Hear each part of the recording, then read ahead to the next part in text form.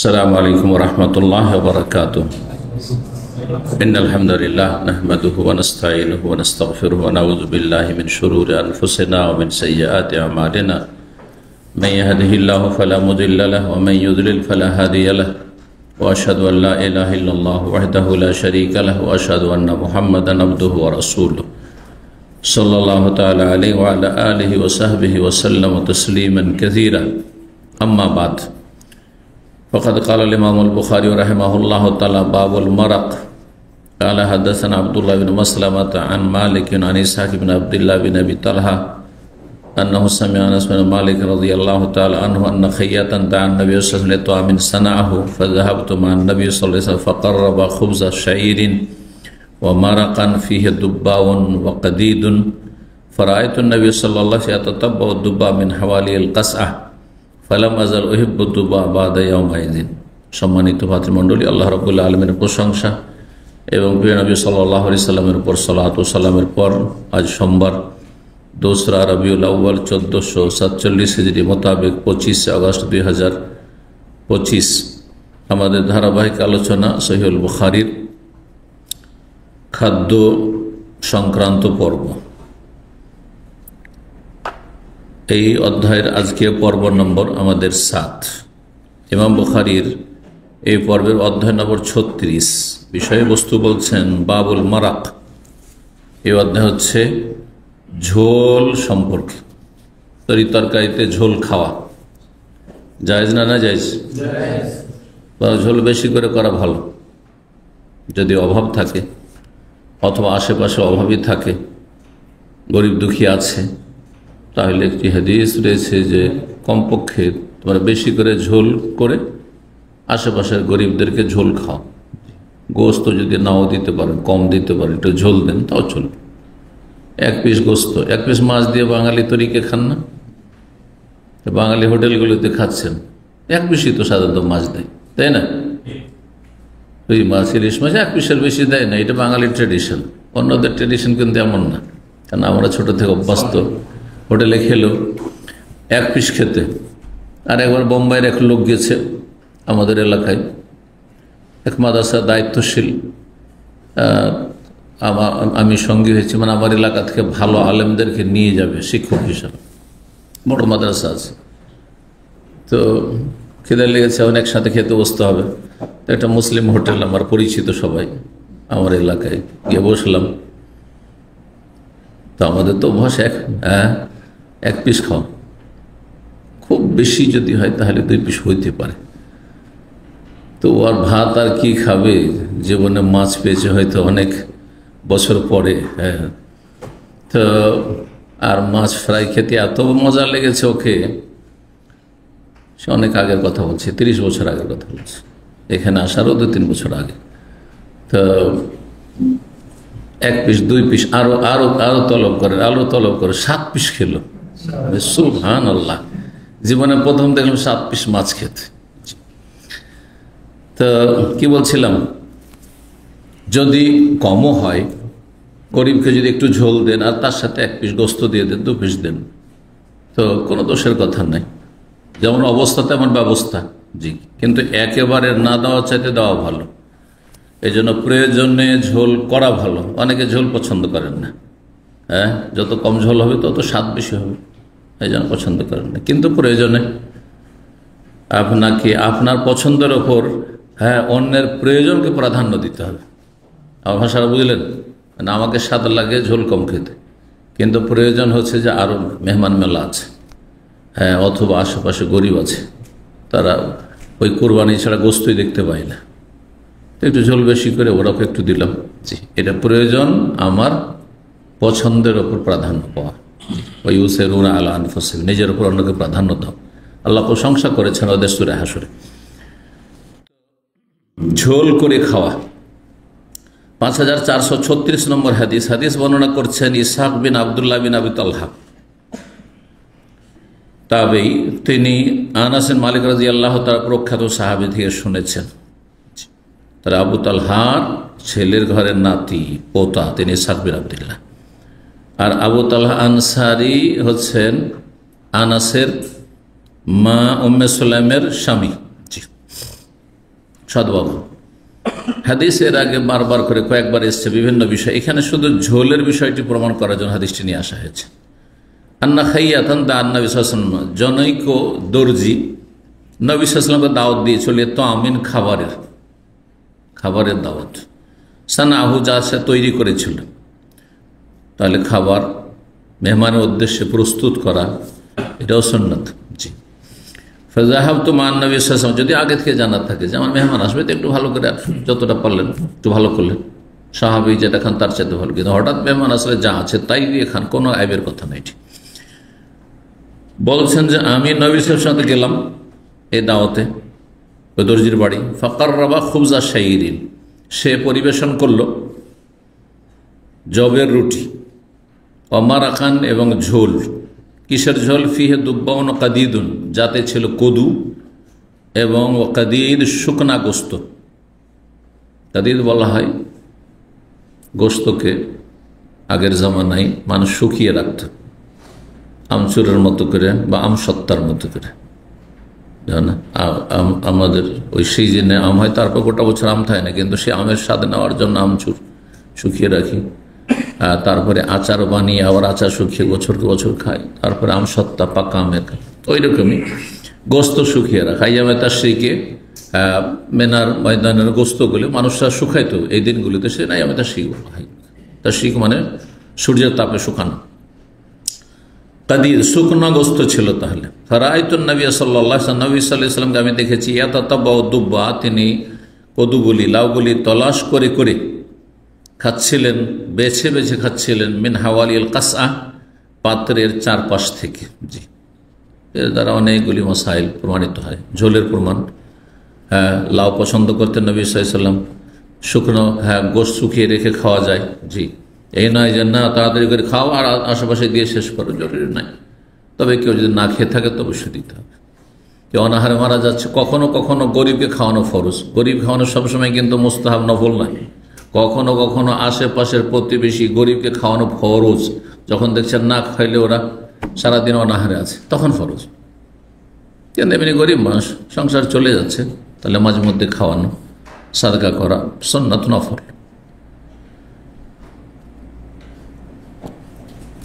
37 নম্বর অধ্যায় হচ্ছে বাবুল কাদিদ। এই অধ্যায় হচ্ছে শুকনা গোস্ত সম্পর্কে।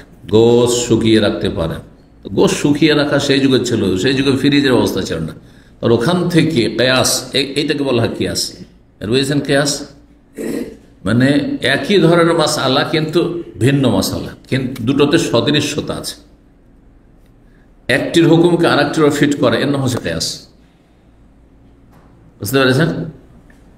আমাদের কাছে প্রমাণিত যে গোস্ত সাথে সাথে খেয়ে নিতে হবে বা খাবার সাথে সাথে খেয়ে জরুরি নয়, সেটাকে আমরা কি করতে পারি, বিভিন্নভাবে যদি রাখা যায় বেশি সময় তো রাখতে পারি, জায়েজ আছে। যখন জায়েজ আছে শুকিয়ে গোস্ত রাখা, তাহলে সেটাকে আমরা ফ্রিজে ঠান্ডা, বেশি ঠান্ডা করে ফ্রোজেন করে রাখা জায়েজ। কেয়াস, এর নাম হচ্ছে কেয়াস। শুনেছেন না যে ইসলামের উৎস হচ্ছে 4টি, কিতাবুল্লাহ, কোরআনে কারীম 1 নম্বর, 2 নম্বর রাসূলের হাদিস, আর 3 নম্বর হচ্ছে উম্মতের কোনো বিষয় যদি ইজমা ঐক্যমত থাকে। আর ঐক্যমত ইজমা কোনো মাসলাতে সাহাবায়ে কেরামদের পরে হয়নি। তখন সাহাবায়ে কেরামদের পরে কোনো যুগে বলবে যে এই মাসলা ইজমা হয়ে গেছে, এটি মিথ্যা কথা। যেমন মযহাবিরা, যারা মযহাবকে নিজেরা ফরজ করে নিয়েছে মন গড়া, তারা বলে যে 4 মযহাবের এক মযহাব মানতে হবে, এটা ইজমা হয়ে গেছে। কখন ইজমা হলো? কোন জায়গায় আন্তর্জাতিক মিটিং বসেছিল? আর তারপরে কোথায় একমত? প্রতিটি যুগে কোরআন হাদিস সরাসরি মান্যওয়ালা লোক থেকেছে, যাদেরকে কোরআন সুন্নাহর অনুসারী বলেন, আহলুস সুন্নাত ওয়াল জামাত বলেন, অথবা সালাফি বলেন, সালাফদের অনুসারী বলেন, থেকেছে প্রত্যেক যুগ। বরং স্বয়ং আবু হানিফা, শাফি, মালিক, আহমদ তারা কোনো এক মযহাব মানতেন না, তারা কোরআন হাদিস মানতেন। কোরআন হাদিস অনুযায়ী ফতোয়া দিতেন, কিন্তু ফতোয়া দিতে গিয়ে ভুল হইতে পারেন। আমিও কোরআন হাদিস স্টাডি করে আপনাদেরকে মাসলা মাসাইল বলছি, দিন শেখাচ্ছি, কিন্তু আমি ভুলের ঊর্ধ্বে না, ভুল করতে পারি। ওই রকমই কেউ ছোট কেউ বড়, ফেরেশতাও ছিলেন না, নবীও ছিলেন না তারা। আবু হানিফা, শাফি, মালিক, আহমদ না ফেরেশতা ছিলেন যাদের ভুল হয় না, না নবী রাসূল ছিলেন যে ভুল সংশোধনের জন্য ওহির রাস্তা খোলা আছে, ছিল নাকি? তো তারাও মানুষ ছিলেন, তারা বড় আলেম ছিলেন, কিন্তু বড় আলেমের অনুসরণ করতে বলা হয়নি আপনাকে। আর বড় আলেমের সবাইকে সামনে রেখে অনুসরণ করতে হবে, কিন্তু 1 নম্বর অনুসরণ নিঃশর্ত কার? রাসূলুল্লাহ সাল্লাল্লাহু আলাইহি ওয়াসাল্লাম। কারণ নবীর ভুল হয় না। জি, নবী মাসুম, কোনো মানুষ মাসুম না। শুকনা গোস্ত তাহলে অধ্যায় পেলেন। 5437 নম্বর হাদিস বর্ণনা করেছেন আনাস রাদিয়াল্লাহু তাআলা আনহু। তিনি বলেন, রাআইতুন নবী সাল্লাল্লাহু আলাইহি ওয়াসাল্লাম উতিয়া বিমারাকাহ, নবী সাল্লাল্লাহু আলাইহি ওয়াসাল্লামকে আমি দেখলাম যে তার সামনে ঝোল নিয়ে আসা হলো। ফিহা দুব্বাউন, যাতে লাউ ছিল, ও কাদিদুন, শুকনা গোস্ত ছিল। তাহলে গোস্তে কিছু মিক্স করে পাক করা, এটাও প্রমাণিত।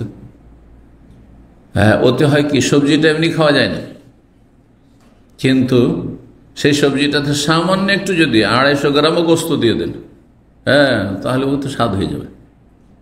আমি এই টেকনিকটা আমার বাসাতে শিখিয়ে দিই।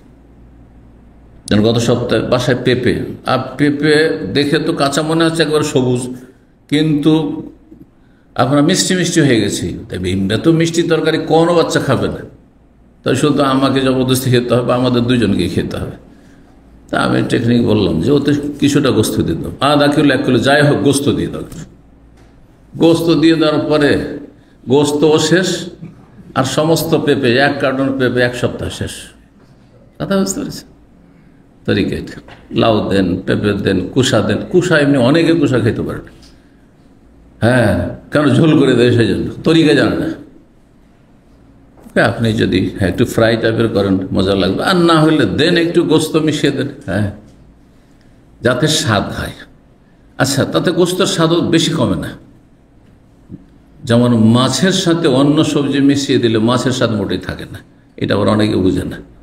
সবচেয়ে দামি মাছ 60-70 রিয়াল কিলো, ইলিশ মাছ কিনে দিল কচুর ঢুকিয়ে, না হয় আলু দিয়ে, হ্যাঁ, তো ওতে মাছের কোনো স্বাদ পাওয়া যায় না। যাই হোক, সবার নিজের নিজের স্বাদ, হ্যাঁ, আপন আপন স্বাদে মানুষ খেয়ে থাকে। আর পরিধানের ক্ষেত্রে অন্যের স্বাদে, অন্যকে দেখতে কোন পোশাক ভালো লাগে পড়তে হয়, এটা দেশীয় কথা আমাদের, কিন্তু মুরব্বীদের থেকে শিখা। হ্যাঁ, আপন রুচি খাওয়া আর পর রুচি পড়া। জি, মাশাআল্লাহ। জি, এখন আপনি যদি সুরানি পোশাক পরা শুরু করেন, অথবা বাংলাদেশে যে রঙিন পাঞ্জাবি, নকশাওয়ালা পাঞ্জাবি সৌদি আরবে মার্কেটে পরে বেড়ান, তো এখানকার সিংহভাগ লোক এটাকে ভালো ভালো দেখেন না। কথা বুঝতে পেরেছেন? সুতরাং এখানকার রুচিতে আপনাকে পোশাক চয়েস করতে হবে, যেখানে যেরকম থাকবেন। এখন এই লাল গোত্রা এখানে পরে রুচি ঠিক আছে, কিন্তু এটা যদি ইন্ডিয়াতে পরে বেড়ান, ইউরোপে আমি গেলাম, সাথে সাথে এটা বক্তব্যের পরে মসজিদে বেরিয়ে বাসায় এসে খুলে দেওয়া, বক্তব্য ছাড়া পরাপরি না। কেন? এটা বলে গোটা দুনিয়া তাকাবে এদিকে যে কে এসছে, এত মানুষকে চেনাবার কি বা প্রয়োজন যে বাইরে কেউ লোক আছে, ঠিক না? জি, এটা হচ্ছে একলা। তো যাই হোক, বলছেন যে ঝোল নিয়ে আসা হইল নবী সাল্লাল্লাহু সামনে, যাতে গোস্ত ছিল শুকনা আর লাউ মিশানো ছিল। দেখলাম যে এতটা বদুয়া ইয়াকুলুহা, সেই লাউয়ের টুকরোগুলি বেছে বেছে খাচ্ছিলেন, সেখান থেকে ইয়াকুলুহা খাচ্ছিলেন। 5438 নম্বর হাদিস, মা আয়েশা রাদিয়াল্লাহু তাআলা আনহা বর্ণনা করেন, ক্বালা, তিনি বলেন, মা ফাআলাহু ইল্লা ফি আমিন জাআন নাস আরাদা ইউতামাল গানিউল ফাকিরা ওয়া ইন কুন্না লানারফাউল কুরা বাদা 15 ওমা সাবিয়া আলু মুহাম্মদ মিন খুবজিন বুররিন মাদুমিন সালাসান। বলছেন মা আয়েশা রাদিয়াল্লাহু তাআলা আনহা যে নবী সাল্লাল্লাহু আলাইহি ওয়াসাল্লাম 3 দিনের বেশি কোরবানির গোস্ত রাখতে পারবেন না, খেতে পারবেন না, 3 দিনের মধ্যে খেয়ে শেষ করতে হবে। এই হুকুম দিয়েছিলেন কখন? এই বিষয়ে হাদিসটি সংক্ষেপ রয়েছে। বলছেন নবী সাল্লাল্লাহু আলাইহি ওয়াসাল্লাম এই নির্দেশটি 3 দিনের মধ্যেই সীমিত রাখতে হবে কোরবানির গোস্ত, তার অতিরিক্ত দিন আর খাওয়া যাবে না। সেই বছরে ফি আমিন, সেই দুর্ভিক্ষের বছরে, যা আন্নাসু, যাতে মানুষ দুর্ভিক্ষের কবলে পড়েছিল, মানে ক্ষুধার্ত হয়েছিল, অনাহারে মানুষ খেতে পায় না, আর আপনি কোরবানি দিয়েছেন, সেই জন্য আপনি সপ্তাহ সপ্তাহ খাবেন, জায়েজ নয়। এই জন্য বলে কখনো কখনো গরিবকে খাওয়ানো কি ফরজ। জি, যে বছরে মানুষ অনাহারে ছিল, দুর্ভিক্ষ ছিল, সেই বছর নবী সাল্লাল্লাহু আলাইহি ওয়াসাল্লাম বলেছিলেন যে কোরবানির গোশত 3 দিন বেশি খেতে পারবে না। উদ্দেশ্য কি ছিল? উদ্দেশ্য ছিল আইয়ুতেমাল গানিউল ফাকিরা, সচ্ছল লোক যেন দরিদ্রকে খাওয়ায়। গোশত যখন 3 দিন বেশি খেতে পারবো না, তখন কি করতে হবে? 3 দিনের মধ্যেই শেষ করতে হবে। ওয়াইন কুনলা নারফার কোরা, আর আমরা পায়াকে উঠিয়ে রাখতাম, গোশত খাওয়া শেষ হয়ে গেছে, শুধু হাড্ডিটা আছে পায়া। বাদা খামসা আশারাত, 15 দিন পরেও, 15 দিন পরে তখন বের করে সেগুলি খেতাম। পরবর্তীতে ওই প্রথম যুগে নাই, অভাবের যুগে নাই। বলতে চাইলেন যে তাহলে রাখা জায়েজ, সেই জন্য আমরা পায়াকে উঠিয়ে রাখতাম। ওমাসাবি আলো মোহাম্মদ মিন খুবজিন বুররিন বা মিন খুবজে বুররিন, নবী সাল্লাল্লাহু আলাইহি ওয়াসাল্লামের পরিবার, আলো মোহাম্মদ নবী পরিবার, খুবজুন বুর আজকাল এই লাল গমের আটাকে বলা হয়। তো গমের রুটি নবী সাল্লাল্লাহু আলাইহি ওয়াসাল্লাম পরিবার খেয়ে কখনো তৃপ্ত হননি, মানে পেট পুরে খাননি, মন ভরে খেতে পাননি।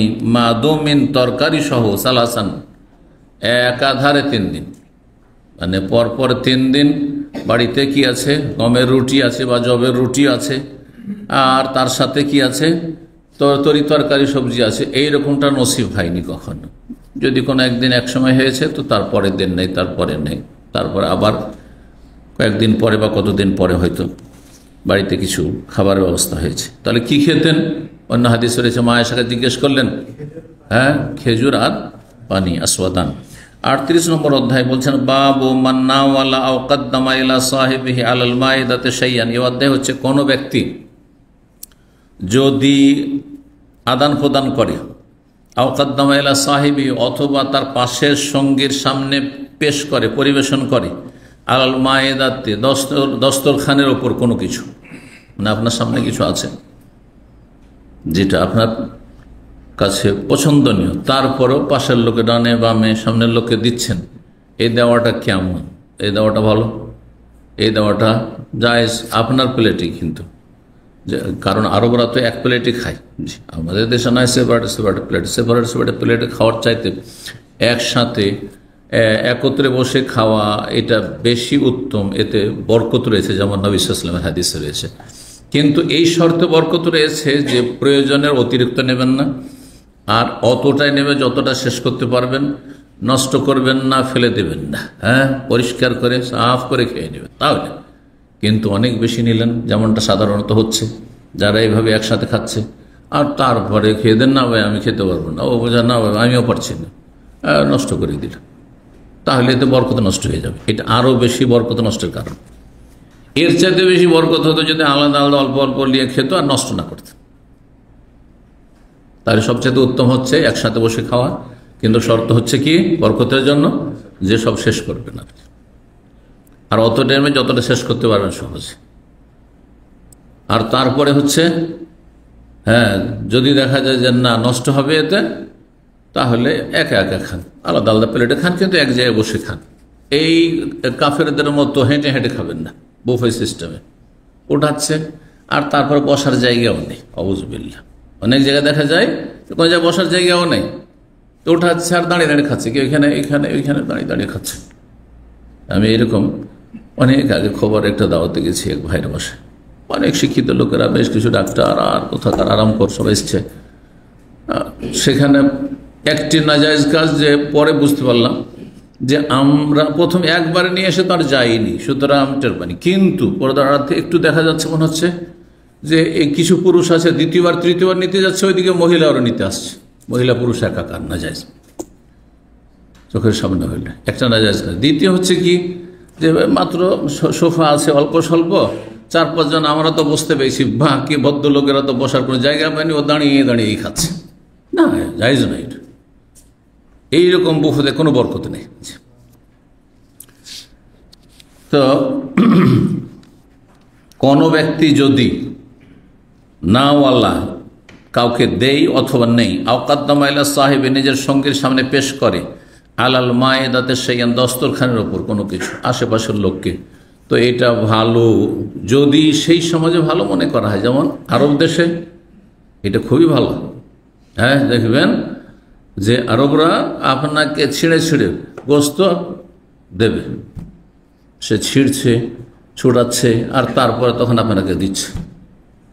এখানে কেউ অরুচি মনে করে না, কিন্তু বাঙালি জাতি যদি আপনার থালা থেকে উঠিয়ে দেন, যদি গোস্তগুলি ছড়িয়ে ছড়িয়ে দেন, তো তার অরুচি হয়ে যাবে, আপনাকে আরো ঘৃণা করবে।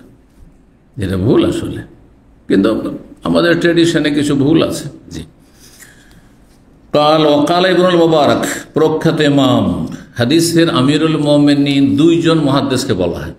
একজন ইমাম বুখারী রাহিমাহুল্লাহ, আর একজন হচ্ছেন ইমাম বুখারীর উস্তাদ আব্দুল্লাহ বিন মুবারক, আমিরুল মুমিনিন ফিল হাদিস, হাদিসের আমিরুল মুমিনিন। এত বড় মুহাদ্দিস ছিলেন, এবং মুহাদ্দিস তার সাথে বড়ই ধনী মানুষ ছিলেন, বড়ই সচ্ছল মানুষ ছিলেন, বড় অন্তর মানুষ। অনেক ধনী আছে, কিন্তু গরিবের চাইতে মন ছোট। যেমন ধন সম্পদ আল্লাহ দিয়েছেন, তেমন মনটাও অনেক বড় দিয়েছেন, মনটাও ধনী ছিল। এত বড় মুহাদ্দিস হওয়া সত্ত্বেও 1 বছর গরিবদেরকে দল বেঁধে হজ করাতেন, নিজে হজ করতেন, তাদেরকে সাথে নিয়ে হজ করতেন। কোথায়? সে আপনার আফগানিস্তানের কাছাকাছি, সেই এলাকা থেকে আসতেন। তখনকার যুগ উটের পিঠের যুগ ছিল। 1 বছর হজ করতেন, 6 মাস লাগতো যাওয়া আসা তখনকার। আর 1 বছর জেহাদে যেতেন, 1 বছর মুজাহিদদের সাথে জেহাদে যেতেন রাহিমাহুল্লাহ রাহমাতান ওয়াসিআ। ইমাম আব্দুল্লাহ মুবারক বলছেন, লা বাসা, কোনো অসুবিধা নেই, আপত্তি নেই, আইয়ুনাওয়ালা বাযুহুম বাযান, যদি একজন অপরজনকে লেনদেন করে। আপনি আমাকে কিছু দিলেন, এক প্লেটে খাচ্ছি, একই প্লেট থেকে, আর আপনার দিকে আমি কিছু দিলাম, কোনো দোষ নেই। তবে এক দস্তরখান থেকে আর এক দস্তরখানে নেওয়া দেওয়া করবে না, কারণ এতে অন্যের হক নষ্ট হবে। সেই জন্য অসুবিধা কি, যে হতে পারে যে আমার প্রয়োজন নেই, কিন্তু আপনারা আরো 2-3-4 জন আমার সাথে খাচ্ছেন, আপনাদের বেশি প্রয়োজন আছে, আর আপনারা আমার প্লেটে বসে আছেন, আপনাদের সামনের খাবার উঠিয়ে আমি পাশের আর একটা প্লেটে দিয়ে দেবো, এটা ঠিক হবে না। তবে অনুমতিক্রমে হইতে পারে, সবার সম্মতিতে। অনেক সময় দেখা যায় খাবার বেশি আছে, অত গোস্ত বেশি আছে আপনার প্লেটে বা আপনাদের প্লেটে, কিন্তু পাশের প্লেটে দেখছি কিছুই নেই। তখন উচিত হবে সবাইকে বলে যে ভাই আমাদের তো বেশি আছে, একটু ভাইদেরকে দিই, ওনাদের কিচ্ছু নেই, অনুমতি নিয়ে দিতে হবে। 5439 নম্বর হাদিস বর্ণনা করছেন আনাস বিন মালিক রাদিয়াল্লাহু তাআলা আনহু, সেই দর্জির হাদিস, রাসূলুল্লাহ সাল্লাল্লাহু আলাইহি ওয়াসাল্লামকে দাওয়াত দিয়েছিল খাবারের জন্য। এখানে তাহলে ওই যে নেওয়া দেওয়া, কাউকে দেওয়া আর কেউ আপনাকে দিচ্ছে সেটা নেওয়া, জি, এইটাও এই হাদিস দ্বারা প্রমাণিত। তাহলে একটি হাদিস থেকে কত মাসাইল প্রমাণিত হয়। তো তাতে কি রয়েছে? আনাস বলছেন, ফাযাহাবতু মা রাসূলিল্লাহ ওই দাওয়াতে, ফাকাররাবা ইলা রাসূলিল্লাহ খুবজা মিন শাইর, জবের রুটি পেশ করলেন, মারাকান ফিহি দুবন কাদিদ, আর ঝোল যাতে ছিল লাউ এবং শুকনা গোস্ত। আনাস বলছেন, রাসূলুল্লাহ দেখলাম যে তিনি বেছে বেছে সেই লাউয়ের টুকরোগুলো খাচ্ছেন প্লেট থেকে। সেই দিন থেকে আমি লাউ পছন্দ করি।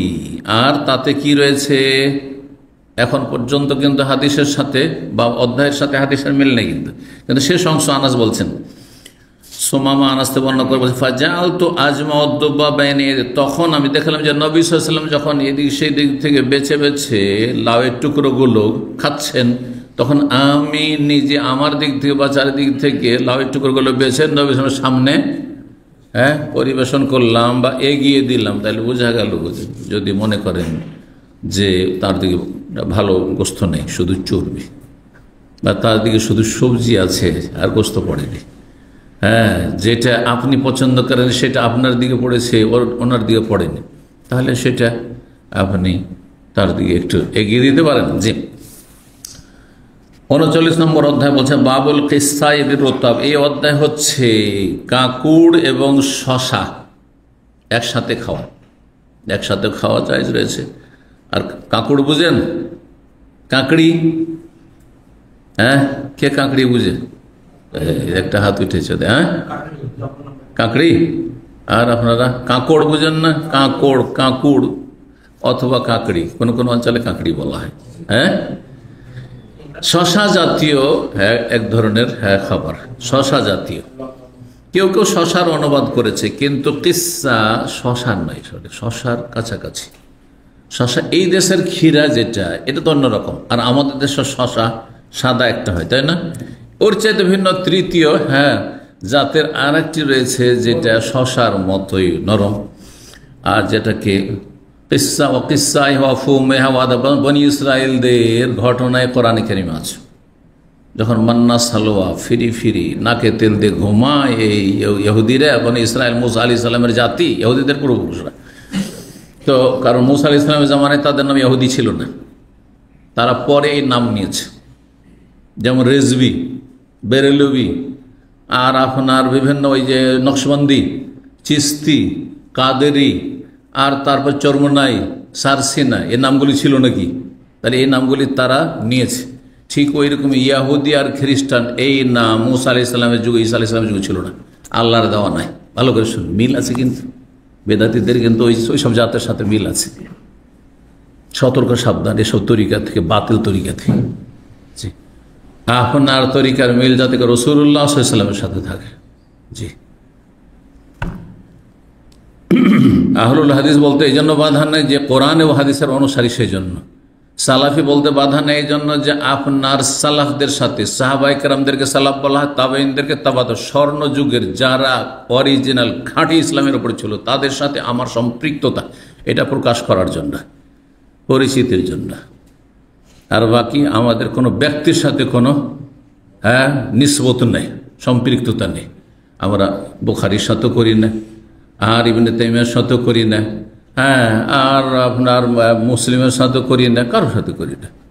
যদি করি তো রাসূলুল্লাহর সাথে সম্পৃক্ততা মুহাম্মাদি, আর না হলে কোরআন এবং হাদিসের সাথে সম্পৃক্ততা আহলুল হাদিস, আর না হলে সালাফদের সাথে সাহাবায়ে কেরাম, তাবেঈন, তাবাতেন, এই উম্মতের স্বর্ণযুগের যারা খাঁটি মুসলমান ছিলেন, যার উপর আল্লাহ রাব্বুল আলামিন তার রাসূল সাল্লাল্লাহু আলাইহি সাল্লামকে তাদের কাছে পাঠিয়েছিলেন এবং তাদেরকে সরাসরি দিন শিখিয়ে ওই অবস্থায় ছেড়ে গেছে রাসূলুল্লাহ সাল্লাল্লাহু আলাইহি সাল্লাম, তাদের সাথে নিজের সম্পৃক্ততা, এতে কোনো দোষ নেই। কারণ এতে ব্যক্তি পূজার, ব্যক্তির অন্ধকরণের কোনো গন্ধ নেই, কোনো গন্ধ নেই। তো বাবুল কিসসায়ে রতাবি অধ্যায় হচ্ছে কাঁকুড় বা কাঁকড়, অথবা সহজ ভাষায় শশা জাতীয় খাবার, ঠান্ডা যেটা, বিরতাব, তাজা খেজুরের সাথে। রতাব কাকে বলা হয়? আজকাল রতাব ওনারা বলছেন, যেটা গাছ পাকা খেজুর, অর্থাৎ তাজা খেজুর। তাজা খেজুর সাথে মিশিয়ে খাওয়া, কারণ একটির মধ্যে ঠান্ডার বৈশিষ্ট্য রয়েছে, আর একটির মধ্যে গরমের বৈশিষ্ট্য রয়েছে, দুটোর সমন্বয় শরীরের জন্য উপকারী হবে। তো এটা খাওয়া প্রমাণিত। তাহলে একসাথে দুই রকমের খাদ্য মিশিয়ে খেতে পারেন, এর দ্বারা একটি মাসলা প্রমাণিত হল। যেমন আগের যুগের তরকারি, তো নবী সাল্লাল্লাহু আলাইহি ওয়াসাল্লামের যুগের তরকারিও যদি হয় তো কিছু একটাই, তাই না? একটি শুধু। কিন্তু আজকাল কত রকম তরকারি খাচ্ছেন, হয়তো একটু মাছও খেলেন, গোস্তও খেলেন, মাছের মধ্যে আবার কয়েক রকম মাছ খেলেন, সবজিও খেলেন, আবার ডালও খাচ্ছেন। এই মশলা যদি কেউ জিজ্ঞাসা করে যে এটা জায়েজ কিনা, এর প্রমাণ দুই রকম যদি মিক্স করে খেতে পারেন তো তিন রকম খেতে পারেন, কিন্তু সেটা অপচয়ের পর্যায়ে না চলে যায়, সীমা লঙ্ঘন না হয়ে যায়, আর মেহমানের জন্য লৌকিকতা বাড়াবাড়ি যেন না হয়ে যায়। জি, 5440 নম্বর হাদিস। হাদিস বর্ণনা করেছেন আব্দুল্লাহ বিন জাফর ইবনে আবি তালিব। তিনি বলেন, রাআইতু রাসূলুল্লাহ সাল্লাল্লাহু আলাইহি ওয়াসাল্লাম, আমি রাসূলুল্লাহ সাল্লাল্লাহু আলাইহি ওয়াসাল্লামকে স্বয়ং দেখেছি, ইয়াকুলু রতাবা বিল কিসাই, তিনি তাজা ফ্রেশ খেজুর খাচ্ছিলেন, গাছ পাকা খেজুর খাচ্ছিলেন, বিল কিসাই, শশা জাতীয় আপনার সবজির সাথে মিশিয়ে, বা শশা জাতীয় বস্তুর সাথে মিশিয়ে, অথবা কাঁকড়ের সাথে মিশিয়ে করতে পারেন। 40 নম্বর অধ্যায় হচ্ছে বাবন। এই অধ্যায় হচ্ছে যার আগের সাথে সম্পর্ক রয়েছে, অর্থাৎ এই খাবার দাবারের সাথে। এখানে কোনো বিশেষ বিষয়বস্তু ইমাম বুখারী উল্লেখ করেননি। 5441 নম্বর হাদিস আবু ওসমান বর্ণনা করেছেন, তিনি বলছেন, তাযায়্যাফতু আবা হুরায়রা সাবান। আবু ওসমান তিনি আবু হুরায়রা রাদিয়াল্লাহু আনহু বিশিষ্ট ছাত্র ছিলেন, ছাত্র ওস্তাদের বাড়ির মেহমান হয়েছে, মেহমান অতিথিকে ছাত্র, আর মেজবান আপ্যায়নকারী হচ্ছেন আবু হুরায়রা রাদিয়াল্লাহু তাআলা। আবু হুরায়রা প্রথম যুগের নবী সাল্লাল্লাহু আলাইহি ওয়াসাল্লাম আমলে আসহাবে সুফফার একেবারে নিঃস্ব মানুষ ছিলেন, কিন্তু পরবর্তীকালে আল্লাহ অনেক সচ্ছল করে দিয়েছেন, অনেক সচ্ছল করে দিয়েছেন। এই জন্য ভালো ভালো খাবার সামনে আসলে মাঝে মাঝে যখন মনে হতো সেই কষ্টের যুগের কথা আর ক্ষুধার যুগের কথা, তখন তিনি কাঁদতে কাঁদতে খাওয়া দাওয়া ছেড়ে দিতেন, খাওয়া দাওয়া ছেড়ে দিতেন রাদিয়াল্লাহু তাআলা আনহু ওয়া রাদিয়াল্লাহু। বলছেন আবু উসমান যে আমি অতিথি হয়েছিলাম, মেহমান হলাম আবু হুরায়রা রাদিয়াল্লাহু তাআলা আনহুর 7 দিন। তাহলে মেহমান যদি কেউ এসে 7 দিন ধরে থাকে তাহলে বোঝা মনে করবেন না, যদিও 3 দিন আপনার জন্য হচ্ছে সুন্নাত আর তার অতিরিক্ত আপনার জন্য নফল। না পারলে যদি বলে দেন তো কোনো গুনাহ হবে না, কিন্তু অভদ্রতা এটি। যদি এমন মেহমান হয় যে তার থাকার প্রয়োজন, আর সে প্রয়োজন আছে, তো তারও প্রমাণ আছে। 7 দিন একজন আবু হুরায়রার বাড়িতে গিয়ে মেহমান থাকলেন তিনি, আর রাত দিন থাকলেন, রাতেও থাকলেন, দিনে থাকলেন। সেজন্য তার পারিবারিক আমলের কিছু বর্ণনা দিচ্ছেন। ফাকানা হুয়া, দেখলাম যে আবু হুরায়রা তিনি, ওমরাতু তার স্ত্রী, ওয়া খাদেমত এবং তার খাদেম চাকর মানে দাস, ইয়াতাকিবুনা আল-লাইলা আসলাসান, দাস হোক আর দাসী হোক, কারণ খাদেম পুরুষকে বলা হয়, নারীকে বলা হয়। তারা রাতকে 3 ভাগে ভাগ করে নিয়েছে পালাক্রমে। রাতকে এশা পর থেকে ফজর পর্যন্ত এই সময়টা, এটা হচ্ছে তাহাজ্জুদের সময়, এশা থেকে নিয়ে ফজর পর্যন্ত 3 ভাগে ভাগ করে নিয়েছে পালাক্রমে। ইউসাল্লি হাজা সুম্মা ইউকিযু হাজা, প্রথম আবু হুরায়রা সালাত আদায় করতে লাগলেন, অথবা সেই দাসী বা দাস তাহাজ্জুদ পড়তে লাগলেন।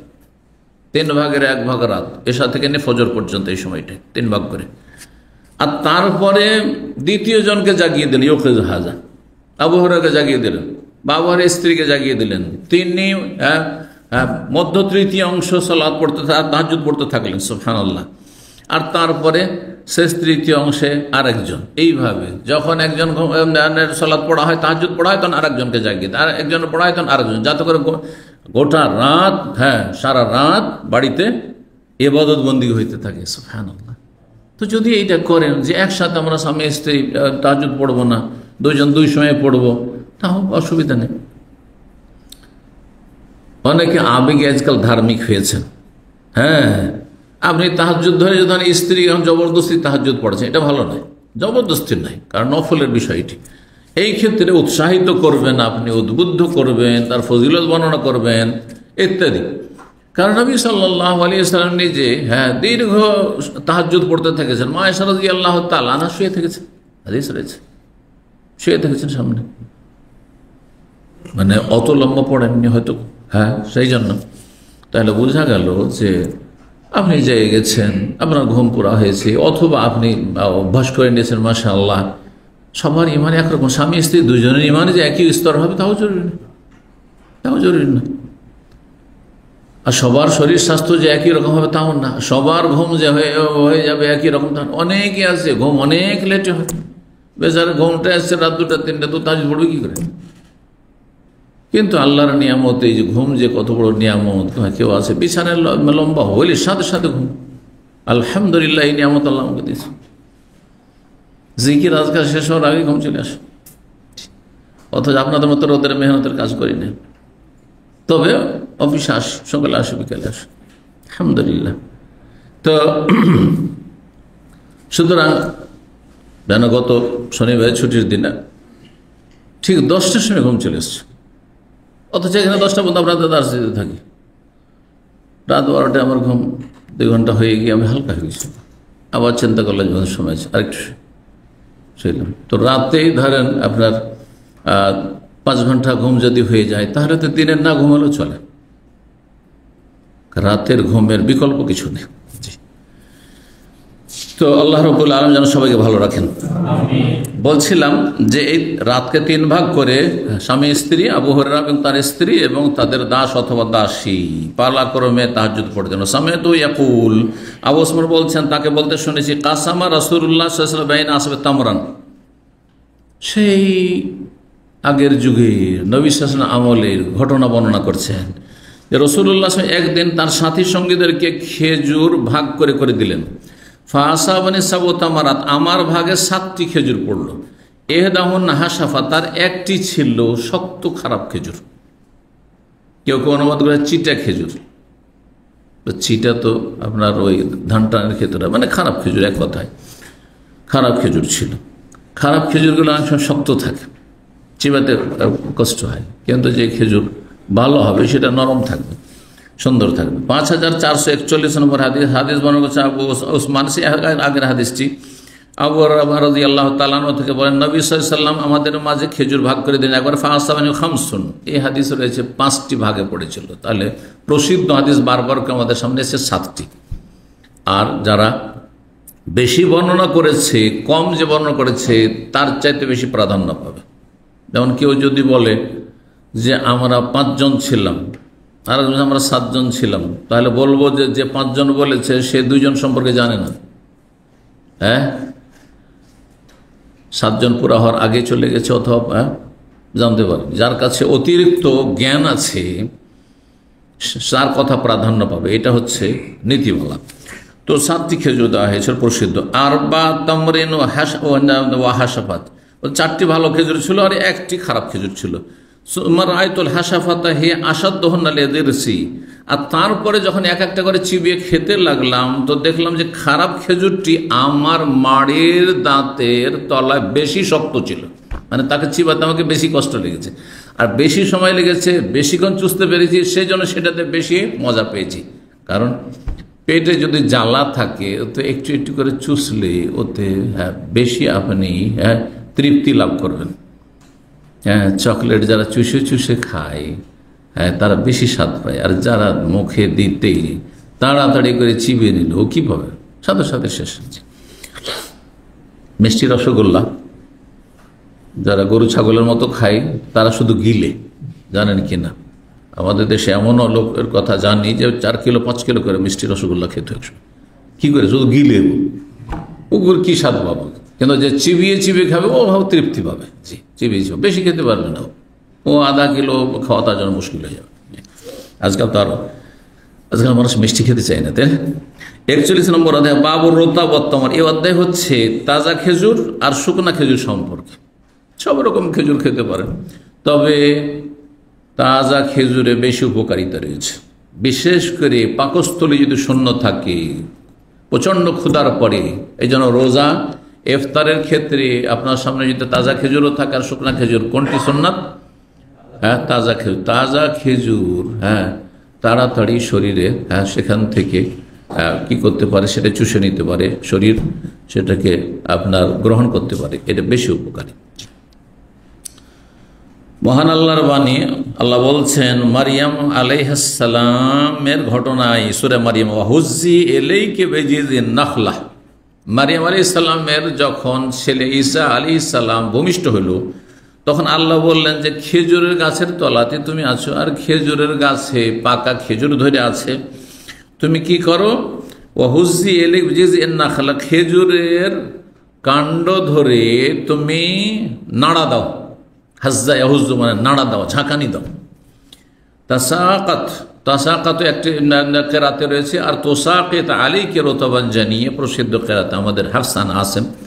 ভারত উপমহাদেশ, ভারত, বাংলাদেশ, পাকিস্তানে এবং আরব দেশগুলিতে, এই আরব দেশ মানে সৌদি আরব আর আশেপাশের দেশ, এগুলোতে হাফস বিন আসেম আনিল কুফি এর কেরাত মশহুর, কিন্তু আফ্রিকায় অথবা মিশর অন্যান্য দেশে অন্যান্য আরও কেরাত রয়েছে। জি, তোসাকিত আলাইকা রুতবান জানিয়া, তোমার ওপর ঝরে পড়বে, তাসাকাত ঝরে পড়বে, রুতবান জানিয়া তাজা খেজুর। রোতাবের কথা আল্লাহ কোরআনে বলেছেন, তোমারও রয়েছে কোরআনে। এখানে 5442 নম্বর হাদিস বর্ণনা করছেন আয়েশা রাদিয়াল্লাহু তাআলা আনহা, বলছে তুফিয়া রাসূলুল্লাহ ওয়া কাদ শাবানা মিনাল আসওয়াদাইন আত-তামর ওয়াল মা। রাসূলুল্লাহ সাল্লাল্লাহু আলাইহি ওয়াসাল্লামের ইন্তেকাল পর্যন্ত, তিরোধান পর্যন্ত আমরা তৃপ্ত হইতাম কি খেয়ে? মিনাল আসওয়াদ, দুটো কালো জিনিস খেয়ে। আত্মামার খেজুর, মদিনার খেজুর কালোই হয়, আর অলমা আর পানির কোনো রং হয় না, কিন্তু খেজুরকে কেন্দ্র করে সেটাকে তার সাথে মিলিয়ে দেওয়া হয়েছে। 5443 নম্বর হাদিস বর্ণনা করছেন ইব্রাহিম বিন আব্দুর রহমান ইবনে আব্দুল্লাহ বিন আবি রাবিয়া জাবির বিন আব্দুল্লাহ রাদিয়াল্লাহু তাআলা আনহুমা থেকে চমৎকার ঘটনা এবং রাসূলুল্লাহ সাল্লাল্লাহু আলাইহি ওয়াসাল্লাম মুজিজার ঘটনা, মুজিজা অলৌকিকত্ব, বরকতের ঘটনা, অসাধারণ বরকত। বলছে কানাবিল মদিনাতে ইহুদিয়ুন, মদিনায় একজন ইহুদি থাকতো। ওয়াকান ইউসলিফুনি ফি তামারি ইলাল জেজাজি, সেই ব্যক্তি আমার খেজুর পাড়া পর্যন্ত সে আমাকে ঋণ কর্জা দিত। এরকম সিস্টেম আমাদের দেশে আছে। যারা ঘর গৃহস্থী করে, কৃষিকাজ করে, তাদের কাছে টাকা পয়সা থাকে না চাষাবাদের সময়। যখন তাদের সিজন চাষাবাদের, তখন টাকা পয়সা থাকে না, তখন কি করে? যারা পয়সাওয়ালা তাদের কাছ থেকে টাকা পয়সা, আর পয়সাওয়ালা ওরা কৃষিকাজ করে না, হয়তো ওর ধান লাগবে, বা গম লাগবে, তোমার 10 মণ গম লাগবে, 10 মণ ধান লাগবে, ঠিক আছে, একটা রেট বেঁধে দিল যে ঠিক আছে এত রেটে যখন ধানটা উঠবে বা গম উঠবে, তখন এত মণ আমাকে তুমি গম দেবে বা ধান দেবে, আর সেই রেটে আপনি এখন টাকা অগ্রিম দিয়ে দিলেন, অগ্রিম সেই কৃষককে দিয়ে দিলেন। এটি জায়েজ, হাতে হাতে হইল না, কিন্তু অনেক সময় 6 মাস 8 মাস আগে। কিন্তু কি করতে হবে? রেট ধরে বেঁধে দিতে হবে। রেট বেঁধে দিলেন, তারপরে যখন ধান উঠলো, গম উঠলো, তখন কম হলো বেশি হলো সেটা দেখার বিষয় নেই, যার উপরে চুক্তি হয়েছে সেটাই থাকবে। জি, বাইয়ে সালাফ বা বাইয়ে সালাম দুটোই বলা হয়। ব্যবসা সালাম বা সালাফের মানে অগ্রিম টাকা দিয়ে রাখা কোন পণ্য খরিদ করার জন্য, এটা জায়েজ। জি, তো এখানে ইউসলিফুনি সালাফ মানে আমাকে কর্জা দিত সেই ইহুদি ফিতামরি এল জাজাজি, তার খেজুরের বাগান ছিল, তার আব্বার আনসারি যেহেতু ছিলেন জাবের রাদিয়াল্লাহু তাআলা আনহু, তার আব্বা উহুদে শহীদ হয়েছিলেন প্রথমে, তো তাকে ওসিয়ত করে গেছিলেন। তার 9 জন বোন ছিল, একা এক ভাই। তো বলছে আমার খেজুর পাড়া পর্যন্ত তার কাছ থেকে কি নিতাম? টাকা পয়সা কর্জা নিতাম, আর খেজুর উঠলে আপনাকে দিয়ে দেবো, খেজুর দিয়ে দেবো অথবা টাকা দিয়ে দেবো। খেজুর দেওয়ারই কথা হয়তো সাধারণত। ওয়াকানাত জাবের আরদ আল্লাতি বেতরিকে রুমা, আর জাবের রাদিয়াল্লাহু তাআলা আনহুর জমি জায়গা ছিল তার বাবা থেকে পাওয়া, যা রোমার রাস্তায় পড়তো, রোমার পথে অবস্থিত ছিল। রোমা মানে যেখানে বীরের রোমা ছিল, সেই রোমার পথে অবস্থিত ছিল, মদিনার আশেপাশে। ফাজালাসাত ফাখালা আমান, বলছেন যে তিনি যে কি নিয়েছিলেন, জাবের রাদিয়াল্লাহু তাআলা আনহু ধার নিয়েছিলেন টাকা কার কাছে? ইহুদির কাছে। জালাসাত মানে তিনি বিলম্ব করলেন, বসে থাকলেন মানে টাকাটা পরিশোধ করেননি, একটু বিলম্ব করলেন। সেই বছরে যে খেজুর উঠলো তাতে না দিয়ে ফাখালা মানে 1 বছর অতিবাহিত হয়ে গেল। খালা ইয়াখলু মানে অতিবাহিত, মাদা, 1 বছর অতিবাহিত হয়ে গেল। সেও হয়তো চাপাচাপি করেননি, আর আরও ঋণ কর্জা ছিল, বাবা অনেক ঋণ কর্জাও রেখে গেছিলেন, অভাব ছিল। তো 1 বছর পার হয়ে চলে গেছে। ফাজা আনিল ইহুদি, এখন জাবের বলছে তারপর আমার কাছে ইহুদি আসলো, ইন্দাল জিজাজে, খেজুর কাটা মারার সময়। জুজ্জু মানে কাটা, আর সাধারণত ফলকে আমরা কাটা বলি না, ফসল কাটা বলি, কিন্তু ফলকে পাড়া বলি, তাই না? আম পাড়া, লিচু পাড়া, এই জন্য পাড়ার অর্থ করেন, ভাষার অলঙ্কারের জন্য। এমনি জাজা মানে কাটা, কেটে মেরে নিয়ে আসেন। ইহুদি আসলো, অথবা 1 বছর আগে দিয়ে রেখেছে, বছরে তো একবারই খেজুর হয়, তাই না?